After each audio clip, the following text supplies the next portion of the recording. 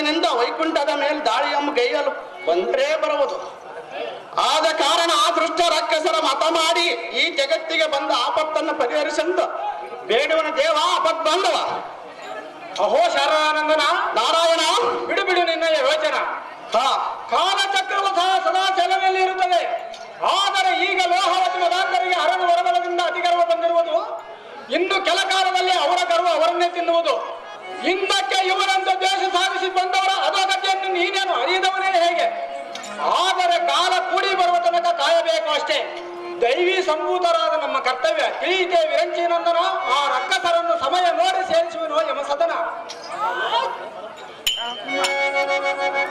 ಅಮ್ಮ ಲೋಕಮಾತೆ ನಾರದ, ಪರಮ ಪುಣಿತೆ, ಈ ಜಗತ್ತಿಗೆ ಬಂದ ಆಪತ್ತನ್ನು ಪರಿಹರಿಸಂದು ಈ ಜಗದತ್ತರ ಮಾಡಿರಂದು ನೀವಾದರೆ ಈ ಜಗನ್ಮಾಯನಿಗೆ ಹೇಳಬಾರ ತಾಯಿ ಶೌಕ ಪ್ರದಾಯಿ. ವೀಣಾ ಪಾಣಿಯಾದ ನಾರದ, ಅಮ್ಮ ಜನನೇ, ಜಗತ್ತಿಗೆ ಬಂದ ಆಪತ್ತನ್ನು ಪರಿಹರಿಸೆಂದು ಈ ಚಿನ್ಮಯನಿಗೆ ನಾನು ಹೇಳುವೆನು. ಶಾರದಾತನಯ ಬಿಟ್ಟು ಬಿಡು ನಿನ್ನ ಮನದ ಸಂಶಯ.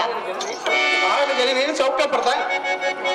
ಪ್ರಾಣೇಶ್ವರ, ಪ್ರಾಣೇಶ್ವರಿ, ನಾರದರೆ ಹೇಳಿದಂತೆ ಆ ದುರ್ಮಾರ್ಗರಾದ ಶಕ್ತಿ ಸೂದನ ಪ್ರಸೂದನನ್ನು ಸಂಹರಿಸಿ ಜಗತ್ತಿಗೆ ಶಾಂತಿಯನ್ನುಂಟು ಮಾಡು.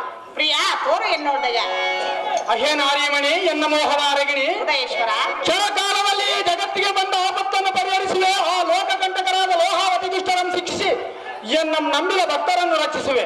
ಅಹೇ ರಮಣಿ. ರಮಣ, ನಾರದ ನಾರಾಯಣ ಲೀಲಾ ವಿನೋದ.